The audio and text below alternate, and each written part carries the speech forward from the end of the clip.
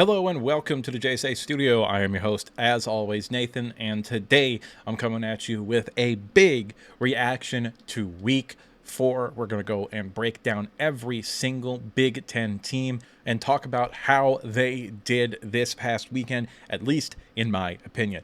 However, before we get into the video proper, I am going to take this time to ask you to like, comment, and subscribe. And now, with the intro done and out of the way, there's only one thing left to do, and that is to get started, starting with the teams that were treading water. And there are 4 teams in the treading water tier in today's video. That is Wisconsin, Minnesota, Iowa, and Washington. These are 4 teams, Wisconsin kind of by default because they had a bye week this week, that did not impress or disappoint me or are not otherwise lumped into a section of this video that I want to put them in more than I want to put them in the treading water tier, okay? Minnesota lost to Iowa in convincing fashion. That's exactly what I expected to happen. Iowa beat Minnesota in relatively convincing fashion. That is what I thought would happen. So I am not going to punish Minnesota for losing when I think they should lose, and I'm not going to, praise Iowa for winning when they should win, in my opinion. Wisconsin, again, they had the bye week, not really gonna move them up or down. Oregon also had a bye week, but I'm going to put them in a separate section of this video. The most interesting team in this tier is Washington, because Washington is kind of the only team left in the Big Ten that I feel like I don't really have a solid grasp of as a team. I don't think we're going to learn particularly a whole lot about Washington until they invite Michigan to Seattle, which is 2 weeks away, I believe. Yeah, I'm almost positive they play at night on the 5th. Anyway, Washington, I think, is a team that is kind of being underestimated by a lot of people. They're not going to compete for the Big Ten. However, their schedule is relatively manageable. And by relatively, I mean they've got a pretty good shot at getting to 8 wins. So they're sitting right now at 3-1. They play this Friday against Rutgers. Even though Rutgers is going to be in the top tier of this video, that is a game that Washington should win, even though it's on the road. That would put them at 4-1. Michigan at home. That is going to be a tremendously tough game for Michigan.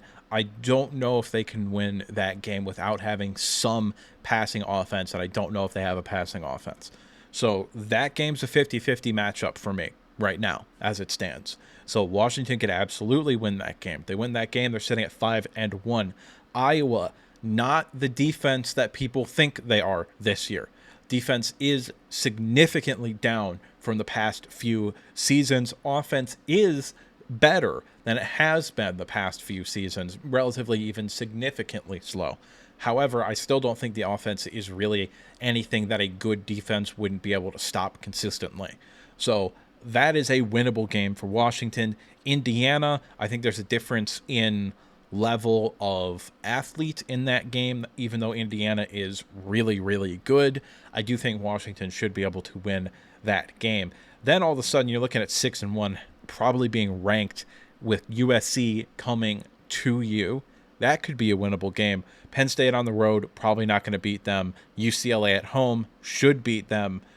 Washington on the road to Oregon to end the season. Rivalry game. You never know what can happen. So there's a possibility that this team could end up being 10-2 or 9-3 even, depending upon the breaks they get with teams like Michigan, Washington, and USC, and to Indiana to an extent. And I think with everything that you lost significantly more than Michigan, and Michigan fans won't fucking shut up about how much they lost. I think there's a real possibility that if you go 9-3, man, you're really happy with the way things are going with new head coach Jedd Fisch. But right now, you put a gun to my head, I would say you probably lose to Michigan. I would say you probably beat Iowa, and you probably lose to USC, Penn State, and Oregon, which would put you at 7-5.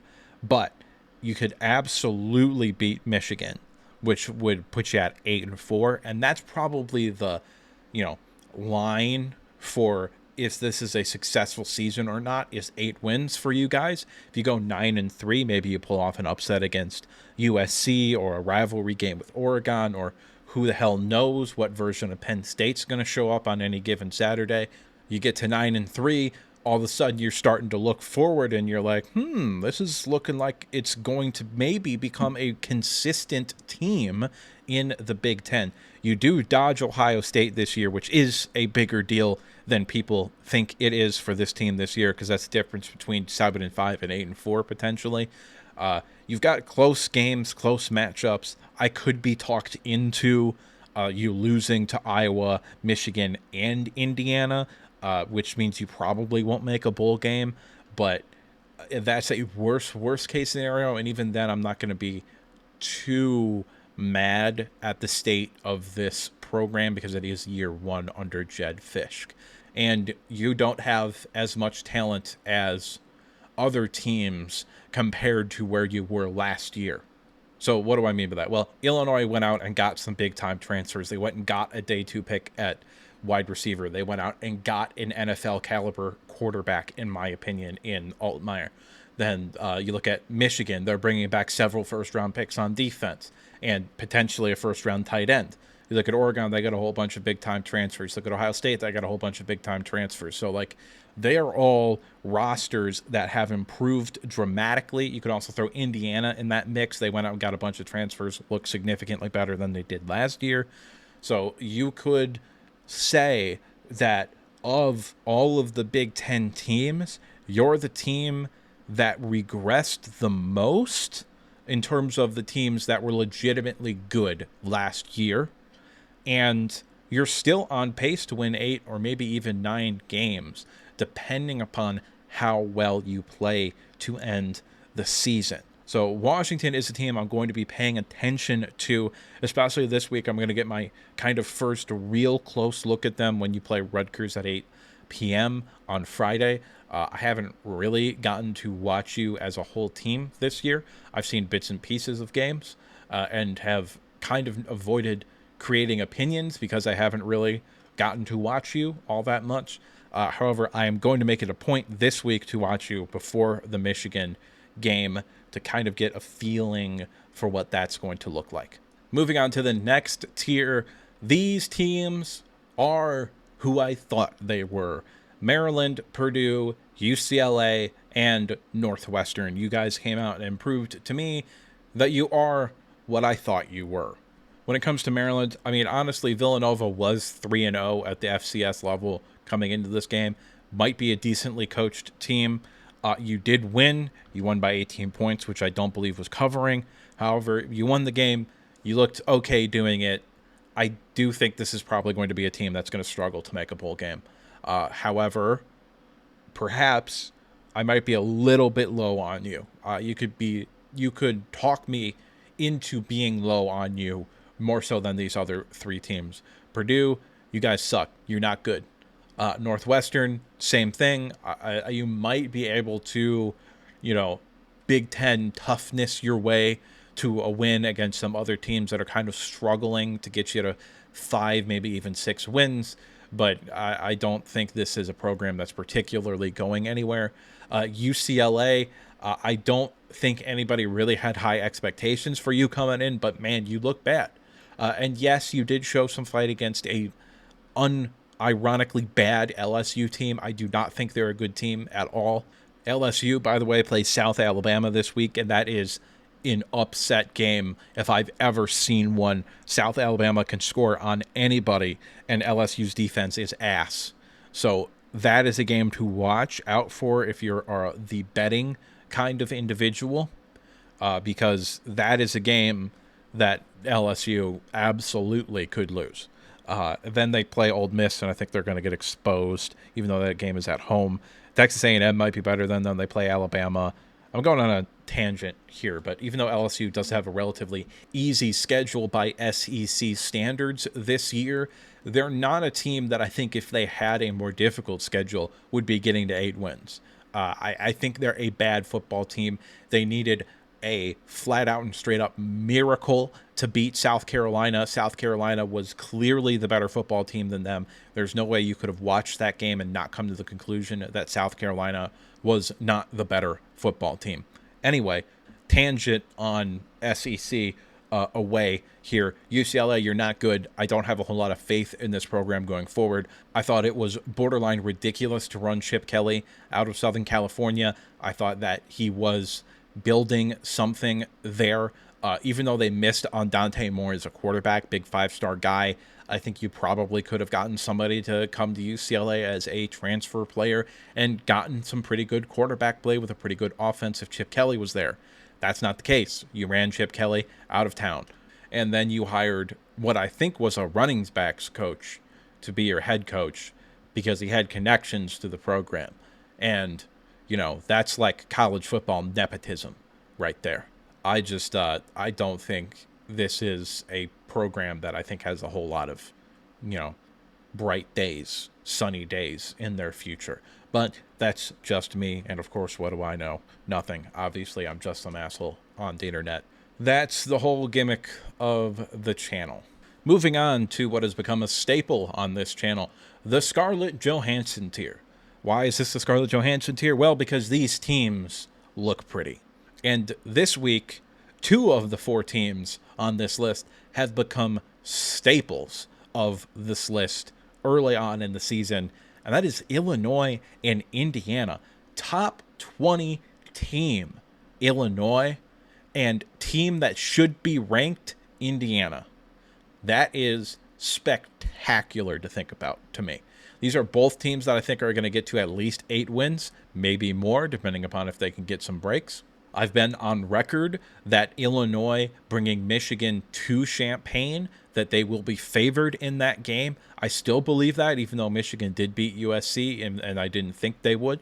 I think there's a definitive possibility, depending upon if they can either pull off the upset with Penn State or play them close, that they're still ranked by the time they get that game.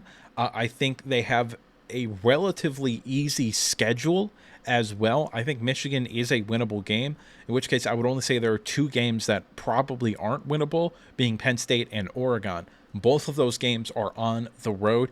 Again, I would put Michigan in like a 60-40 tier right now where Michigan wins, because they are, at least this past week, they've played better than early on in the season, especially defensively. However, that is absolutely a game that you can win. I think Michigan is just a better, slightly, honestly, in all honesty, a slightly better version of Nebraska with a significantly worse quarterback situation. And you look at outside of those 3 games, you know, Purdue, Minnesota, Michigan State, Rutgers, Northwestern. The only one I'm even looking twice at is Michigan State. But even then, I think you probably should win that game because Michigan State, at least early on in the season, has kind of proven to be a team that will beat themselves. I think they played better than Boston College this past week, even though they lost. And that's largely because Chiles has struggled. And we'll talk about Michigan State a bit more later on in the video. But this absolutely could be a team that's looking at 10-2. And depending upon how you get to that 10 wins, whether you upset Michigan, Oregon, or Penn State, maybe you could sneak into the playoffs at 10-2. That's a real possibility for this team. That's not something I ever thought I would say, but that's a real thing that can happen. If you go 10-2 and you were to, say, upset an Oregon team on the road and lose to Penn State and Michigan, then that's going to jump you probably into the top 20 again. You'd probably be out having lost to Penn State and then beaten Purdue and then lost to Michigan. You'd probably be out of the top 25. You beat Oregon, you're probably vaulted into the top 20. And then you've got 4 winnable games the end of the season. So if you end up 10-2 like that, I could see you ranked in the top 12 to 15 to end the season. And who knows, maybe you can sneak in there, maybe you can't. I don't know. But that's a real possibility for this team. And if you win two of those 3 games, you're going to make the playoffs. You might make the Big Ten championship game. So this is a high-quality football team. Indiana, moving on to them. Not as high on them as I am with Illinois. I just think Illinois has a higher level of talent than Indiana right now. However, you also have a significantly easier schedule than Illinois. You play Maryland at home. That should be a game you win. You play Northwestern on the road. Again, that should be a game you win. Nebraska at home. I don't know. That could be a statement game, kind of get your program rolling kind of statement game. Washington, again, I don't know, but that is at home. Let's say you go 50-50 in those games, pick whichever one you want to win, pick whichever one you want to lose, at which point you're looking at 7-1 heading into Michigan State, Michigan, Ohio State, Purdue to end the year.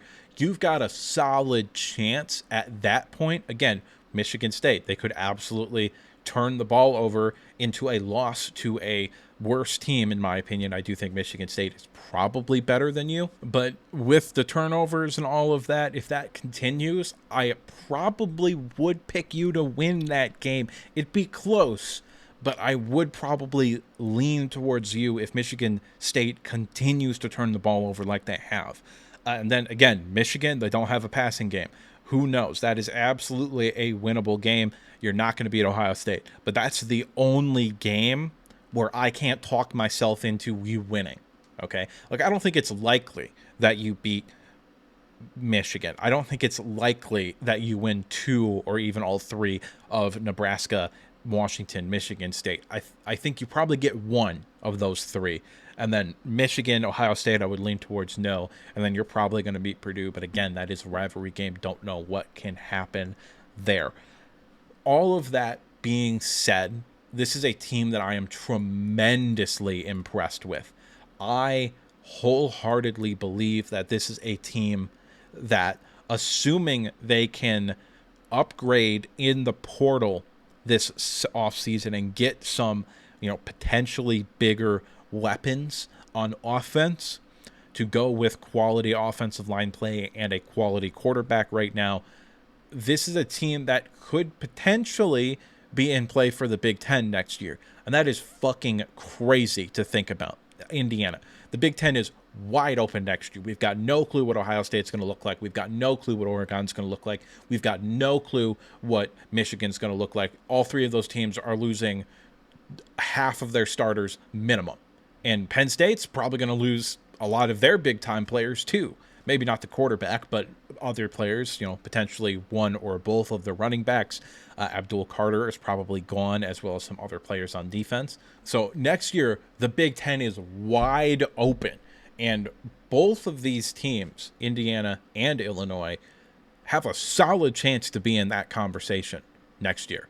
Because, we figure Ohio State's going to figure it out. But are they going to be as good as they have been the past 5 years? Maybe. Maybe not. We don't know. But as bad as Michigan has been, they're probably going to be worse next year. And Penn State, they're never really going to be a team that can just go out there and win big-time games, because I don't think James Franklin is that kind of coach. So, next year, the Big Ten is wide open, and one of these teams could step up into that vacuum that is going to be gone after this year with these top 3-4 teams. And one of these teams could break into there. And I think both of you have arguments for that team to be you. To move on to the second part of the Scarlett Johansson tier, Michigan and Rutgers are in the Scarlett Johansson tier. This is the first time Michigan has been in the Scarlett Johansson tier. I also think it's the first time Rutgers has been here, even though I've talked about them looking good multiple times this year. We'll get Rutgers out of the way first, because I have more to say about Michigan. Okay. Rutgers continues the Big Ten domination of the ACC, beating a very up and down Virginia Tech team that a lot of people were high on heading into the year. I do not agree with that, but it's whatever. You continue to look like a well-coached football team that knows what they're doing, and the talent has gotten better. If you look at this team from 2 or 3 years ago when Greg Schiano was just getting started, it is night and day. Do you have the talent to hang with even like a Nebraska? No, you don't. However, you can compete with the bottom of the Big Ten. You can compete with Northwestern. You can compete with Maryland. You can compete with Purdue and maybe Indiana this year. Probably not Illinois. But Wisconsin hasn't looked good. Minnesota hasn't looked great either. You can compete with those teams and potentially even make a bowl game, which is a big deal for this team right now. That's, what is it, 8 extra practices or some shit like that? It might be more than that. I don't remember how many it is. But you're sitting pretty at 3-0 right now. Probably not going to beat Washington. Could happen, not out of the realm of possibilities, but I would lean towards no. Same thing with Nebraska. Wisconsin at home. That is a 50-50 game in my opinion, as is UCLA at home. Probably actually not a 50-50 game. You probably should beat UCLA. So if you win those, you're looking at 5 wins. You're probably not going to beat USC on the road on my birthday, October 25th, which is a Friday this year, I think. Then you've got Minnesota and Rutgers. You then have Illinois, which is probably an L in the loss column, and Michigan State, which is probably another L. However, you've got 4 games that I think are 50-50 games with Wisconsin, UCLA, which I actually think you should beat UCLA, Minnesota, and Maryland. If you win 2 of those games, if you can win 3 of those 50-50 games, or pull off an upset against a team like Washington on a short-ish week, or Nebraska, or potentially Michigan State to end the year, if you can pull off either an upset or win 3 of those 4 quote-unquote 50-50 games, you're going to make a bowl game. And in all honesty, that's really cool. I'm very happy to see this program have some level of competency. And I very much enjoyed watching you beat Virginia Tech. Those crossover games with Power 4 schools are big time bonuses to the conference. So I'm happy that you could do your part in making the Big Ten look good. Now moving on to the topic of my team, and that is Michigan. And I predicted USC to beat Michigan, which I don't feel like was the incorrect choice. The fact of the matter is that USC had Michigan all but beat until Khalil Mullings ripped off that run at the end of the game. And wow, USC just straight up could not stop Michigan when Khalil Mullings was running the football. They won the football game while throwing for 32 yards. And I saw a graphic on Twitter that is the least amount of yards passing that a team has won a football game with at the college Division I level since 1987. So we're talking about almost 40 years since a team has won a football game with 32 passing yards or less, which is actually insane. I think Michigan kind of got tremendously lucky, but honestly, I'm not that concerned about it. Mainly because looks like 9-3. back on the menu, boys.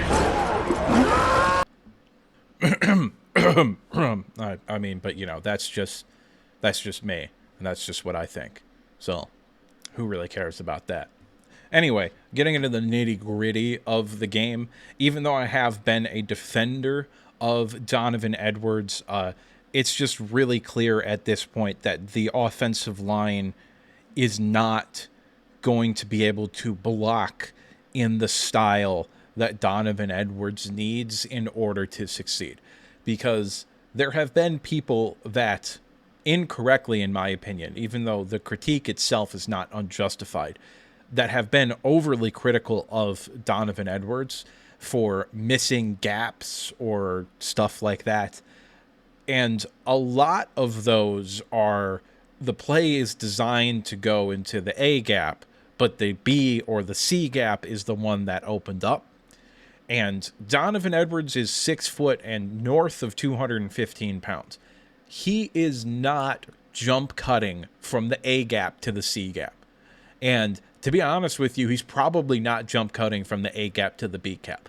Donovan Edwards is a one cut north-south running back. And this offensive line is not good enough for that tile of running back to be successful. And it's not really Donovan Edwards' fault, and it's also not really the offensive line's fault either. It's just a mixture of two play styles that are not going to mix together very well. And even though I stand by my assertion that in the first 3 weeks people were wrong to say that Donovan Edwards should not be getting carries and that Khalil Mullings should be the number one back, because especially in the Arkansas State game, when Khalil Mullings was breaking those big plays, it was with Greg Crippen at center. And when Donovan Edwards was in the game, it just so happened that Goodrich, who is a significantly worse run blocker than Greg Crippen, has gotten the majority of the snaps with Donovan Edwards in the game. Also, there were, off the top of my head, I can think of 4 plays in the first 3 games where Donovan Edwards was, a shoestring tackle or a slight hesitation or the offensive line missing, one block away from housing a ball. And there were also another 2 or 3 plays where if he's in the game when Khalil Mullings is in the game, it's likely a touchdown. Now, all that being said, there are several plays that Khalil Mullings makes that Donovan Edwards doesn't make, including the big run in the late quarter of this game on that last drive that he broke 3 or 4 tackles and somehow stayed on his feet and kept running. Donovan Edwards doesn't make that play. It's just a fact of reality. He doesn't make that play. So what we have is 2 running backs that I do think are NFL caliber running backs, but one that works with the style of offense that Michigan is going to have to run, and that being Khalil Mullings, and one that just isn't going to work in that style of offense in Donovan Edwards. And to be honest with you, if I'm Donovan Edwards, I have to think about my future. And the fact of the reality is that my carries are only going to decrease from here going forward. Khalil Mullings, Sharon Moore said after the game that Khalil Mullings is going to be the number one running back, that he's earned it, that he's going to be the guy that's going to get the vast majority of carries, okay? Donovan Edwards might get somewhere between 7 and 12 touches a game, okay?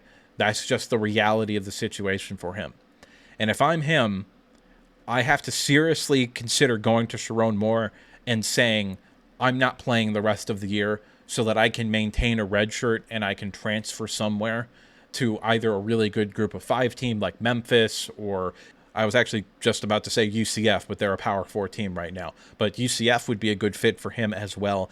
Just transfer to either a lower level Power 4 program or to a higher level group of 5 team and, get consistent carries, get in an offense that fits his style more, and maybe end up in the NFL. And if I'm Donovan Edwards, that's what I'm telling Sharon Moore.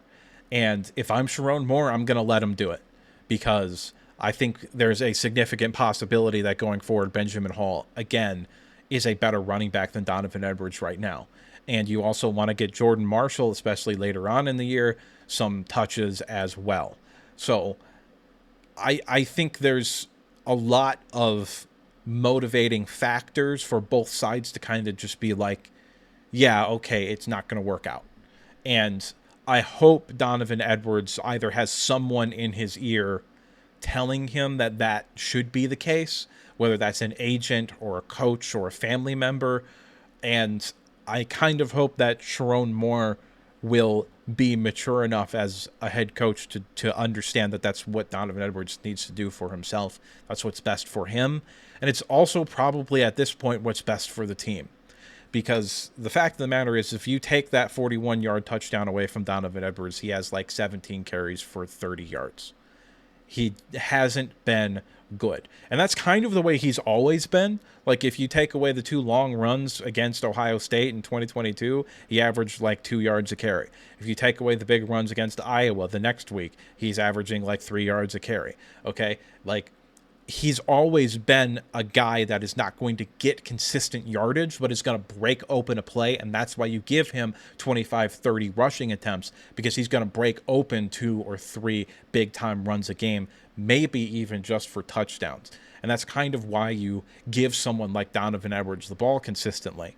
But he hasn't been doing that, even though he's been close. And I can show you the film if I have time, which I probably won't have time. But I could have shown you the film where that is the case. But I think it's the best thing for him and his future, and also probably for the team, if he steps away and says, I have to not play in any more regular season games so that I can maintain a red shirt for next season. Do I think that's going to happen? No.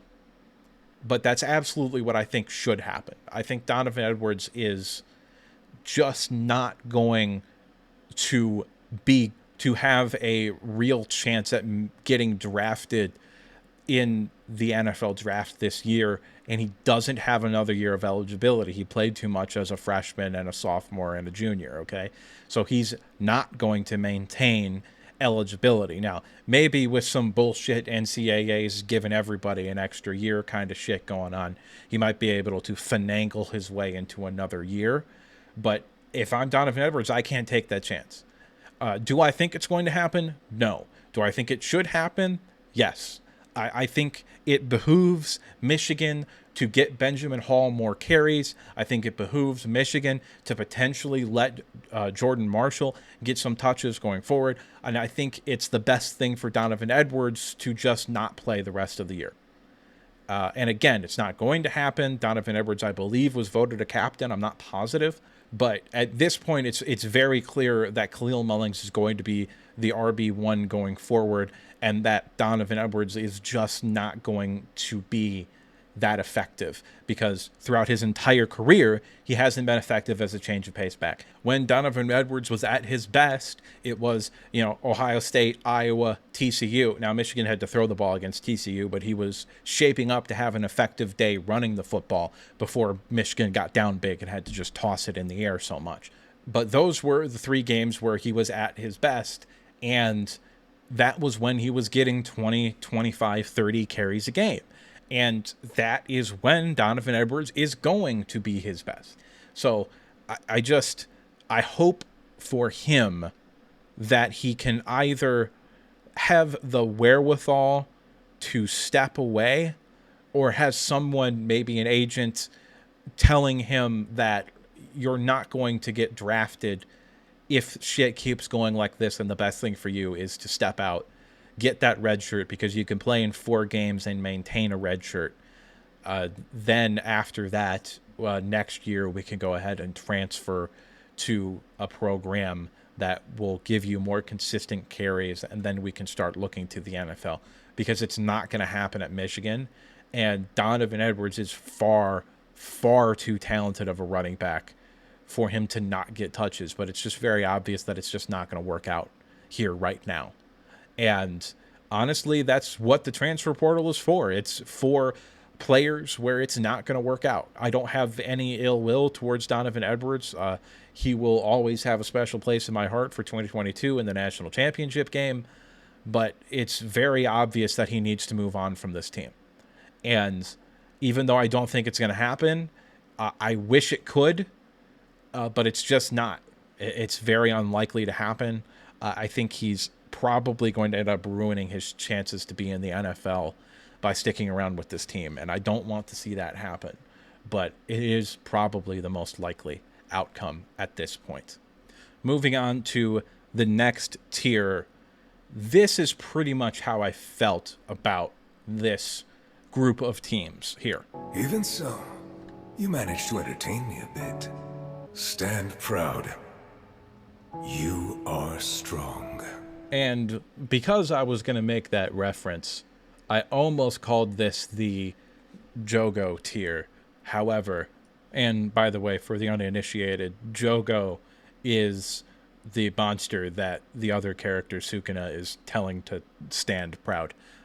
Anyway, I almost called it the Jogo tier, but I felt like that would have been cutting too deep. I'm kind of going across fandoms here from football into anime, and I don't need to cut it any deeper. Anyway, but that's how I feel about these three teams here: Michigan State, USC, and Nebraska. I feel like these three teams put up their best efforts and just kind of lost in games that could have gone either way. I think Michigan State was a better team than Boston College. I think USC had every opportunity to beat Michigan and just couldn't get it done. I think Nebraska was one missed throw from a young quarterback away from beating Illinois. So I think all three of these teams should stand proud, even though they lost games. And, you know, you can take all of that with a grain of salt if you want to, but these are all three teams that my opinion of them either improved or stayed the same. Like, I still think Nebraska is a good football team that could win 8 or 9 games this year. I still think USC, who my preseason prediction was 9-3, and for them to lose to Michigan. So they're right on track for getting to that point. Michigan State has already exceeded expectations for me this year. They look like a competent football team. If Chiles can get the turnovers under control, that is a serious football team. And to be honest with you, all three of these teams are teams that I could see competing for the Big Ten next year, given that I think Oregon has a ton of question marks after this year. Ohio State's going to have a ton of question marks. Michigan's going to have an absurd amount of question marks. The Big Ten is wide open next year, and one of these three teams could be the teams to step up and, you know, compete for a Big Ten title next year. So these are three teams that I think, even though they lost, should still be proud of their performances. And finally, we have our last three teams here. This is simply put the top tier. I thought maybe USC could sneak into the top tier of these three teams. No, they lost. They didn't particularly look great. I think they left a lot of yards and points on the table on offense, and defensively, they did kind of struggle a little bit. And I think if Michigan had had the ability to throw the football, the defense would have looked a lot worse than it did. And it honestly didn't look great anyway. So I think these are very clearly the three best teams in the Big Ten. I think this will most likely be a combination for the Big Ten championship game, whether that's Ohio State-Oregon in a rematch, or Ohio State-Penn State in a rematch, or Oregon-Penn State in a game that we haven't seen yet. So I don't know, but I would be willing to say that probably about 99% of outcomes, it's likely a combination of these three teams in the Big Ten championship game. I don't particularly think anyone is going to jump into that top three discussion. I think Michigan probably has the best opportunity as they play Ohio State and Oregon, as well as Illinois. However, I don't think they're going to win those two games, which is why I said 9-3 is back on the menu for Michigan. However, you know, I don't know. I think it's maybe a little more nuanced than this, but right now I've just got the feeling that these three teams are the teams that are actually competing for playoff spots, and these are the three teams that are actually going to compete for the Big Ten. I think it's very likely, unless Michigan can get an upset over Ohio State or Oregon, that I think it's very unlikely that Michigan ends up in the playoffs. Maybe the wins over USC and Illinois are enough to get them in that conversation, but I just don't see it. So right now, it's looking like the Big Ten's only going to get 3 teams in. And at the beginning of the year, I thought they had a real good chance to get 4 teams in. However, not so much anymore. Moving on to our power rankings here, the final segment of the video today. Top 3 remained unchanged: Ohio State, Oregon, and Penn State. 4 and 5, I debated back and forth. However, if Michigan's defense plays as well as it did against USC, I do think Michigan would beat Illinois. So I'm going to go ahead and put Michigan at 4, moving up 6 spots, the biggest jump of any team this week. Illinois up 1 spot from 6. Again, those 3 teams are really close to me: Michigan, Illinois, USC. Honestly, I would put Nebraska in that conversation as well, as like those are the second tier of teams where they're going to be battling to get to 8, 9, maybe even 10 wins this year. After that, I do think there is a relatively significant drop off. However, Washington could be a team that could sneak up into that second tier, as they are ranked 8th, standing pat from last week, as is Indiana at 9. Michigan State, even though they lost to what I think is a very good Boston College team, moving up 2 spots. Indiana, it's a toss-up, but the way that Michigan State has turned the ball over and the fact that Indiana just hasn't done that this year would make me think that in a matchup, Indiana would probably come away with the win. It's like 51-49. I would lean towards Indiana. Iowa, I am thoroughly unimpressed with throughout this whole year. I think the defense has taken a significant step backwards, and even though the offense has taken like a pretty big step forward, I still don't think they're an average offense. I think they're probably still a below average offense. Rutgers up 1. I had them leaping Minnesota in terms of this rankings because Minnesota lost to Iowa. Don't think Iowa was that great, and they lost in a relatively convincing fashion. And Rutgers did beat a Power 4 team this past week in Virginia, even though Virginia Tech is probably one of the worst Power 4 teams. Minnesota at 13, kind of already talked about them. Northwestern and Maryland swapped places for them. Northwestern looked competent against Washington, even though they were completely outmatched. And that's more than I can say about Maryland this year. So I think there's a possibility if they play each other. I don't actually remember if they play each other or not, but I think Northwestern would probably win that game. Wisconsin, Purdue, UCLA bringing up the bottom tier of these teams. I don't think any of those teams have a realistic chance or a realistic path to get to 6 wins in a bowl game. Wisconsin is shaping up to be maybe the most disappointed I've ever been in a football team ever this year. I was very high on them coming into this year. I thought Tyler Van Dyke was going to be able to get the passing game going. I thought they were going to have a running game. I thought the defense was going to get better. And none of those things has happened. Some due to injuries, some due to just players not developing like I thought they would, and some due to coaching. So it turns out Luke Fickell might not be cut out to coach at the Power 4 level. I don't know. It's still too early to say that. He could turn it around, but right now I don't have a whole lot of faith. Purdue and UCLA have already obliterated throughout this video and in videos in the past. Don't particularly feel the need to go even further into that territory. But that's just me, and what do I know? I'm just some asshole on the internet giving you his opinion. And it's at this point I'd like to remind you to like the video if you liked it, subscribe if you want to see more content like this, and if you disagreed with me at any point, or you just have something to say, go ahead and drop a comment down in the comment section below. And now with the outro done and out of the way, there's only one thing left to say, and that's that I'll see you next time.